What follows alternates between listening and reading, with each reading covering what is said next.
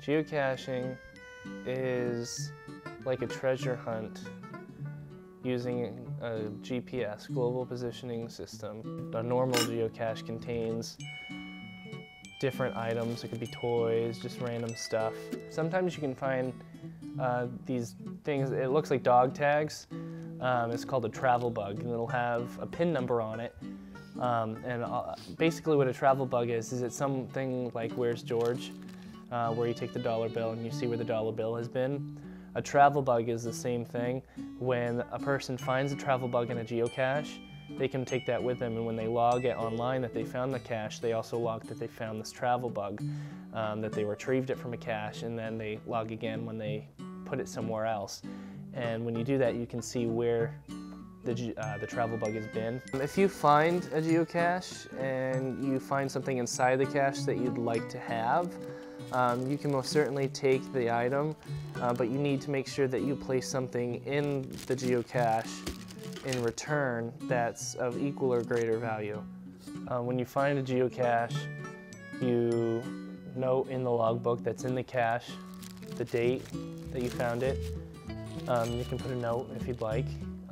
Then you go, when you finally get home after doing however many caches you did that day, you go onto the website and log on the website that you found their cache. And the person that owns the cache gets sent an email saying that their cache is found at a certain day. That way they can keep track and see how many times people have found their own caches. There's regular caches, which are just in ammo boxes. You can get caches that are night caches, just specifically done at night. They would have what's called night tags, which are reflectors that are put on trees to mark the trail. Then you have like a riddle at the end you have to try to solve to figure out where the cache is. That entails into mystery caches. Mystery caches could be mathematical problems that you have to solve, and that gives you coordinates. There's one on the Husson campus actually, where the bell tower is, somewhere inside what's engraved on the front of the bell tower. There's some coordinates in there somewhere that would bring you to the next cache, that is called a multi-stage cache. You go from cache to cache. Before a geocache is placed, there's a notice inside the cache that just lets people know what it's doing in the place that it's sitting, what it is, who finds it. Just gives them a brief summary of what geocaching is and why this particular item is sitting where it is.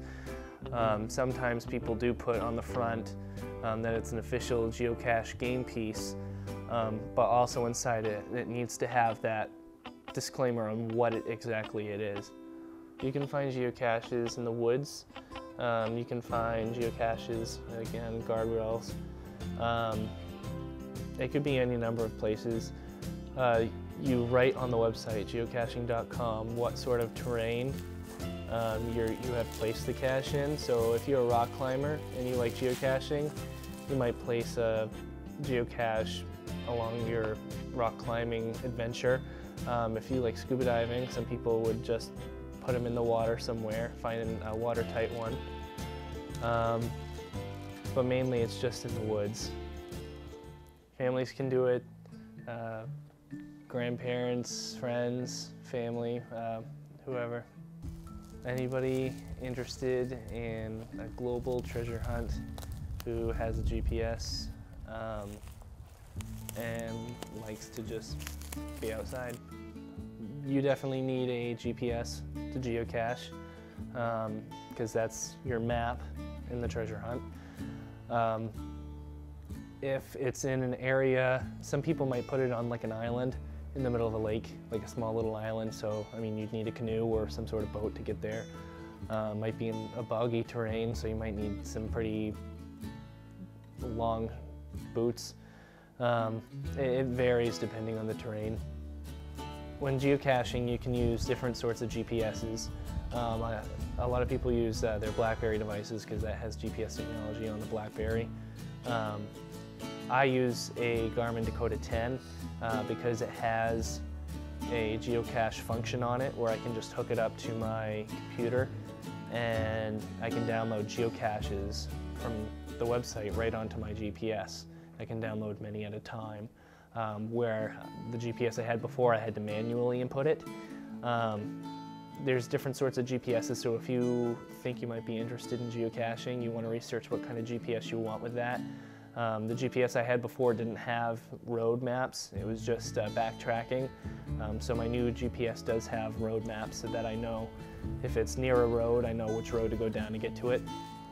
If somebody would like to get into geocaching, all you would need is to go on to geocaching.com and register on their website. It's free to register on their website for an account. So you'd need to register to get a free account on geocaching.com. That's geocaching.com. And you'd need some device that had GPS capability.